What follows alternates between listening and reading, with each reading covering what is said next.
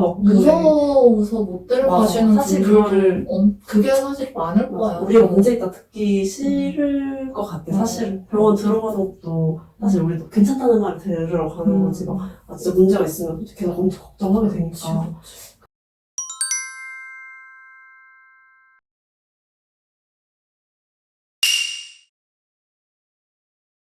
내 소개를 먼저 해야 돼. 너가 준장이니까 진짜 당장이다. 자, 시작. 그럼 뭐라고 생각해? 저는 서울 모처에 있는 소아과 의사입니다. 말 들어볼게.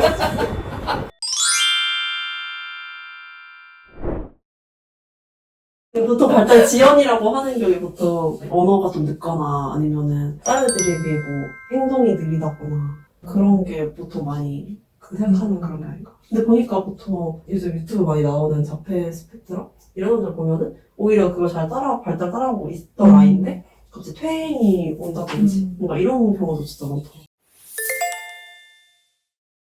발달 지연이라는 거는 말 그대로 정상 발달 범위 안에 속하지 못하고 그거보다 더 뒤처지는 단계의 그런 발달을 보이고 있어서 정상 발달을 그러니까 따라가지 못하는 거지. 아니 그러면 보통 너 병원에 올 때 그런 발달 지연이라고 해서 오는 아기들이 어떤 발달 지연이 가장 많았어?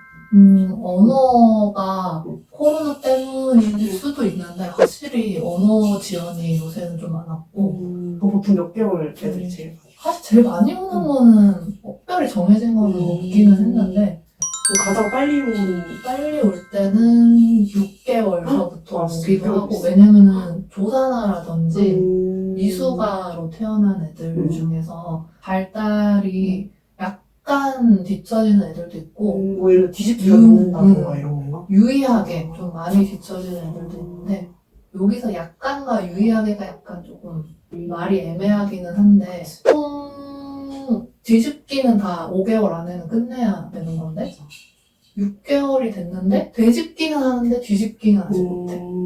이 정도면은 약간 지연이다라고 볼 수 있을 것 근데 같긴 한데 그렇게 작은 애기들도 뭔가 해서 검사를 하거나 할 수 있는 거야? 뭐 치료를 할 수 있어 그런 아기들도? 치료는 사실 내가 있었던 곳에서는 하지 않았긴 했는데 재활병원에서 주로 가가지고 재활치료라든지 신기하다. 물리치료도 많이 받고 맞아 그런 거 받는 애기들 봤어. 타경 같은 거. 사경치료도 맞아. 재활치료나 물리치료 선생님이 같이 아이랑 촉진해주는 거지 말 그대로 발달 촉진시켜주려고 하는 그러면 그거 지연하고 장애는 어떻게? 사실 약간 의학적으로 따지기는 조금 애매한 부분이 있기는 한데 이게 그걸 구분하려면은 검사를 일단 받아봐야 되는데 주로 하는 검사가 한 24개월까지는 베일리 발달 검사라고 해가지고 지금 한국에서는 그거를 많이 할 거고 그거 말고 덴버 검사라고 두 가지를 제일 많이 하는데 이 두 가지 제일 많이 하는 이유가 검사자가 직접 아이가 하는 행동이라든지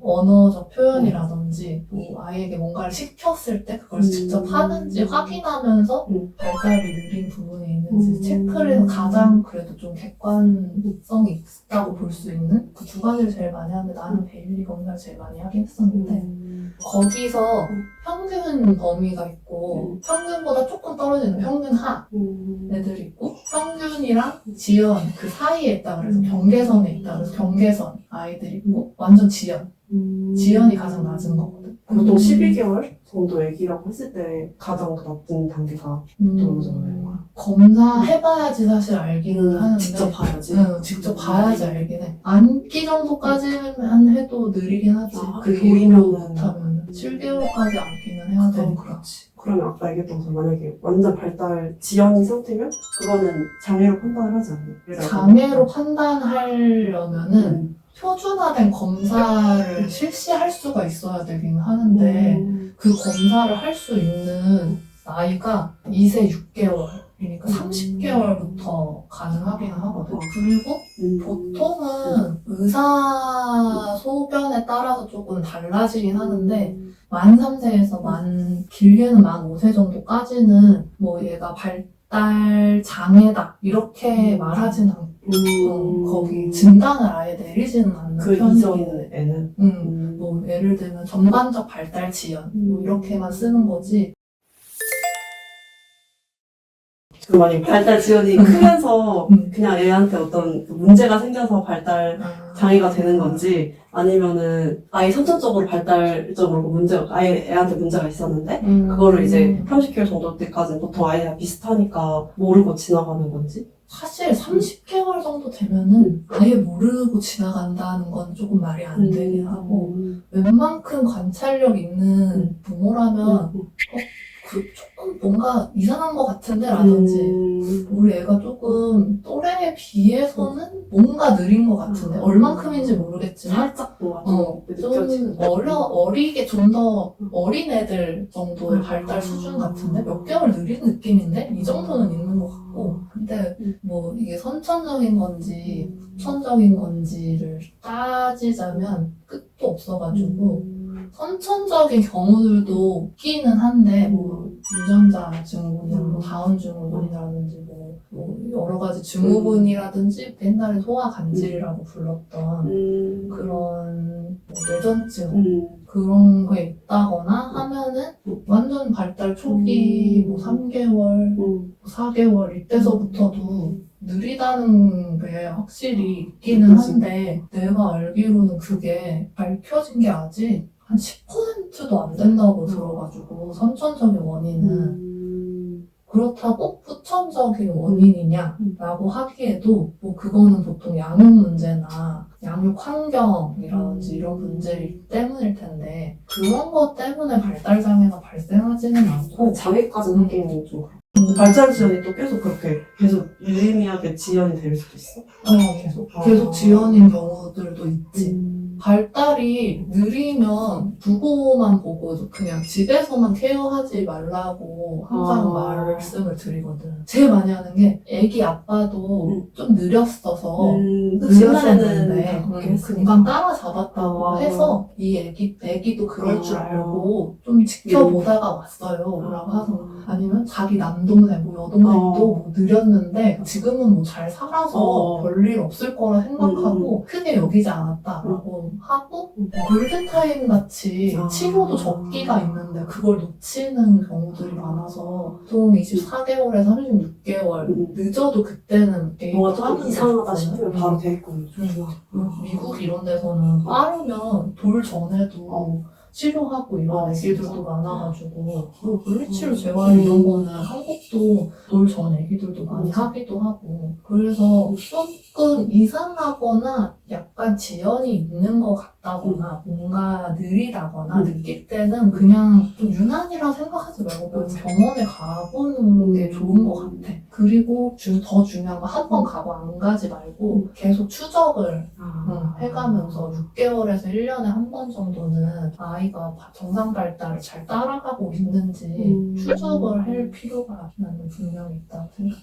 그래야지 아이가 장애가 있는지 여부도 판단하기가 쉽고 장애가 아니어도 치료는 사실 받을 수 있는 거거든. 사실 나 주변에 근데 보면은 애기들이 다 엄청 다르잖아. 나는 그래도 여기 주변에 애기들이 많이 사니까 조금 이 애기는 살짝 뭐 이런 걸 하고 뭐 계열사나도 엄청 빠른 애기도 있고 이런 거 보이는데 동네에 아기들이 많지 않다거나 비교군이 적은 애기 엄마들 보면은 살짝 그런 거를 잘 모르더라고. 그냥 우리 아기 기준을 생각을 하니까 이거를 뭐 못하네, 뭐 빠르네 이거를 거의 뭐 인터넷으로 보긴 봐도 실제 눈으로 보는 게 아니니까 항상 잘 못하는 것 같긴 해. 그런 거를. 좀 정말 안타깝고 아쉬운 건데 주변에 그 첫째, 둘째가 있지 않은 이상 한 명 있는 애기들은 주변에 가족 안 살고 친척에 없고 이러면은 더 늦게 발견하는 경우들도 있고 근데 그 늦어지면은 치료가 더 힘들어지는 건가? 아무래도 그런 거지. 뭐 암이라고 생각했을 때도 암도 일기에 개입하면은 좀 더 보호자도 편안하게 생각하고 할 수도 있고 가능성도 좀 더 많아지는 거고 하는데 가능성이 조금 협소해지는 부분도 분명히 있고 보호자도 많이 힘들어지게 되는 경우들도 있지. 너무 늦게 오면. 예를 들어 막 5세, 6세 뭐 이때 음. 늦게 데리고 오면은 그때는 너무 늦어버려. 근데 보통 5, 6세 그때면은 발달이 늦으면 그건 뭐 보통 언어적인 문제가 제일 큰 건가? 언어가 말하는 것만 해당되는 게 아니라 뭐 수용 언어처럼 듣고서 이해하는 것도 있고 뭐 사용 언어처럼 다른 사람이 말하는 말뜻이라든지 속뜻을 알아차리고서 그거에 맞게 행동하거나 자기가 대답하는 능력도 있는 건데 언어랑 인지는 떼놓을 수가 없는 거거든. 물론 운동도 어떻게 보면 세 개가 다 적절하게 이루어야 되는 거긴 한데 그래서 인지가 느린 경우들이 많고 인지가 느리니까 당연히 언어도 느리고 다 좀 이어지는 한칸에 이어지는 소근육 사용하는 것도 서툴고 맞아. 그 소근육도 사실 엄청 그런 게 있더라고. 그러니까 예를 들어 잘 못 짚고 막 혼자 장난감 흔들고 놀는 거나 이런 거를 못하면 우리가 좀 늦나 이런 생각을 하게 되긴 하더라고. 그것도 많이 착각하시는 것 같았어. 아, 그래? 말이 아이랑 대화가 그래도 된다고 해서 했는데 유치원이나 뭐 어린이 선생님은 친구들이랑 잘 못 어울리는 것 같고 약간 단독적으로 행동하는 게 많고 그래서 병원에 한번 가보라 그래. 근데 엄마는 별로 아이가 문제가 없다고 생각해. 나랑 대화 잘 되니까. 근데 대화만 잘 될 뿐이지 인지가 낮은 아이들도 많아. 그러니까 말은 되는데 뭔가 그런 사회적인 그게 좀 떨어진다. 지능이 자체가 진짜? 떨어진다거나 그냥 진짜 일상생활 대화 정도만 가능한 거지. 더 깊은 대화는 어려운 거지.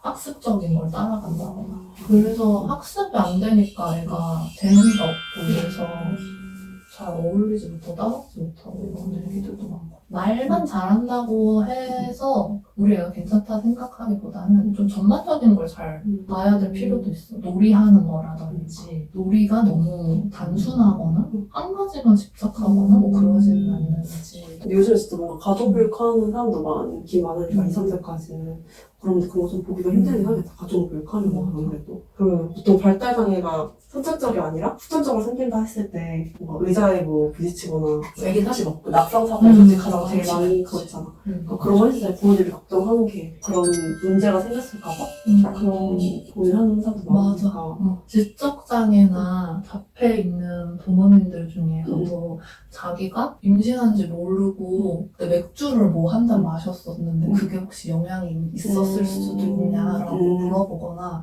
안고 있다가 모르고 머리가 부딪혔는데 그게 혹시 영향이 있었냐라고 물어보는 분들도 있는데 나는 없다고 생각해.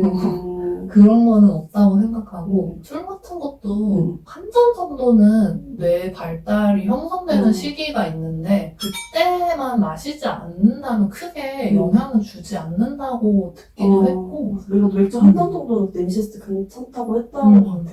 뇌 손상 때문에 발달 장애나 뭐 자폐, 지적장애 이런 게 생길 수 있느냐에 대한 그런 대답은 그 정도로 손상이 오려면은 이미 병원에 데려갔을 때 신경외과라든지 뭐 신경과 뭐 엑스레이나 MRI 뭐 이런 거 권고해서 찍잖아. 응급실 바로 데려가니까 그때 이상이 분명히 있었을 거야. 뇌에 딱 그 눈으로 보이는 그런 뭔가 육안으로 문제가 있고. 그거는 정말 뇌병변 장애로 갈 만큼의 뇌 손상이 여야지 되고 발달 장애가 또 물론 뇌의 어떤 부분들에 당연히 영향이 있어서 그렇다는 연구가 정말 많기는 하지만 그때 부딪힌 거, 그때 뭐 넘어진 것 때문에 생긴다는 거는 가능성이 매우 희박하긴 하지. 사실 난 잘 안 데려가는 편이긴 하거든.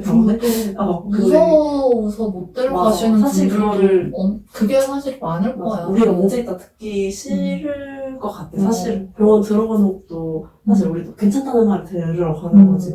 진짜 문제가 있으면 계속 엄청 걱정하게 되니까. 집에서 그런 걸 확인할 수 있는 방법이 있는지. 가볍게는 그냥 유튜브로 정상 발달하면 어떤 발달 과정을 거치는지 찾아보는 게 좋기는 하고. 근데 그러면 그런 채널이 있는 거야? 아니면은 그 다른 그런 육아 브이로그 이런 거 보면서? 그런 걸 본다던가 요즘에는 엄마들이 자기 애기들 영상 되게 많이 올리잖아. 자기 아이 개월수로 맞아, 찾아가지고 비교해보는 거지. 아. 얘는 어디까지 할 줄 아는지. 그러면서 조금 정상 발달을 익히는데 그냥 익숙해지는? 맞아. 엄마가 아는 것도 되게 중요한 것 같아. 이제 병원을 갈 만큼인가? 어. 라는 생각이 음. 들 때 해보면 좋은 거는 한국병 아, 영유아 발달 검사 KD. KDST라고 네. 병원에서도 그거 쓰거든. 아, 진짜 그거 쓰는 거구나. 근데 인터넷 치면은 뭐 질병관리청, 아, 뭐 보건복지부 아. 이런 사이트에도 많고 음. 구글링 하면 금방 나오더라고. 맞아. 거기서 검색해가지고 찾아서 체크해보고 각 영역이 있을 거야. 뭐 인지, 표현 언어, 수용 언어, 소근육 대분인가? 뭐 이런 식으로 영역이 있을 거거든. 24개월 넘어가면 뭐 일상이라고 해가지고 대소변 보는 거라든지 뭐 이런 것도 있는데 그런 거로 체크해보고 총점 내면은 아이가 어느 구간에 속하는지 나와. 가 미만이면은 검사가 권고된다. 이게 가, 나, 다가 있거든? 가일수록 점수가 낮은 거야. 가보다 낮은 점수면 검사가 권고되는 수준이다. 라는 거고, 가에서 나 사이의 점수에 해당하면은 검사가 요망되는 정도다. 나 이상부터는 그래도 정상 발달 범위에 속한다. 다는 또래보다 빠르다. 이렇게 나오는 거라서 그거를 해보고 가면은 좋기는 하지. 검사할 수 있는 임상심리 전문가라든지 정신보건 임상심리사 자격을 가지고 있는 사람이 있는 병원에 가는 게 좋지. 그런 게 심리실이 없는 사람들이 있는 병원도 있기는 있어. 심리실이 있는 병원에 가기를 나는 추천해. 아, 심리실이 있는 병원? 소아심리실 뭐 이런 식으로. 보통 서울에 그런 심리실이 있는 병원이 몇 군데나? 군대인지는 모르겠는데 진짜 많긴 해. 많긴 한데 그래. 이런 병원에도 있긴 있고. 병원에도 있어. 대학병원에는 웬만하면 다 있어. 나는 대학병원에만 있나? 이런 생각이 들어가지고. 그냥 일반 병원에도 많고 웬만큼 큰 병원이라고 하면은 있었던 것 같아. 내가 진짜 그런 거 확인해보는 게 좋긴 하겠네. 그러니까 자격증 어쨌든 있는지 없는지 나는 차이가. 그거 꼭 확인했으면 좋겠어. 왜냐면 진짜 전문적인 지식 없이 하는 분들이 되게 많아. 근데 그럴 때 문제점이 돈은 생돈 써서 했는데 다시 해야 되는 경우들도 생기고 잘 못해서 검사를. 아무래도 자기 전문 분야가 아니니까 자격증 없이 뭐 하고 이런 게 그게 윤리에는 위반되지만 진짜 위법 사항은 아니니까 뭐 법적으로 결격될 것 같아. 특히 5세 미만 아이들을 좀 많이 검사한 경험이 있는 선생님들이 하면 좋을 것 같고. 그러면 뭔가 이런 거 걱정하는 부모님들한테 마지막으로 하고 싶은 한마디? 첫 번째는 걱정되는 부분 있으면 망설이지 말고 병원에 그래도 가보세요. 물론 의사, 간호사 분들은 뭐 이런 걸로 왔냐고 하실 수도 있는데 그래도 거기 가서 파악하는 게 가장 정확하긴 하니까 병원에 간다는 거 자체를 너무 꺼리지 않으셨으면 좋겠고. 그럼 나 하나 궁금했어. 그러면 절차가 병원에 만약에 그렇게 해서 가게 되면 너 같은 이제 그런 전문가 분들이 아기랑 같이 하면서 발달 체크를 하고 그다음에 그거를 의사가 이제 다시 그치. 그 바탕으로 내리는 거야. 아직 한국은 진단할 수 있는 그 자격은 임상심리 전문가한테 주지는 않아가지고 의사만 진단을 하고 뭐 필요하면 치료나 약 이런 걸 처방할 수가 있는 거라서 아무튼 무조건 병원에 가라. 36개월까지는 꼭 가보고 진짜 이것도 마지노선. 가장 적게는 사실 언제야? 사실 24개월. 24개월? 24개월에 무조건 가라. 오늘의 그 감에. 그치. 24개월에 무조건 조금 기미가 유난이다 싶어도 무조건 가라. 오늘은 여기 마치고 다음 주에 또 궁금한 거 위주로 뽑아서 얘기를 해보도록 하겠습니다.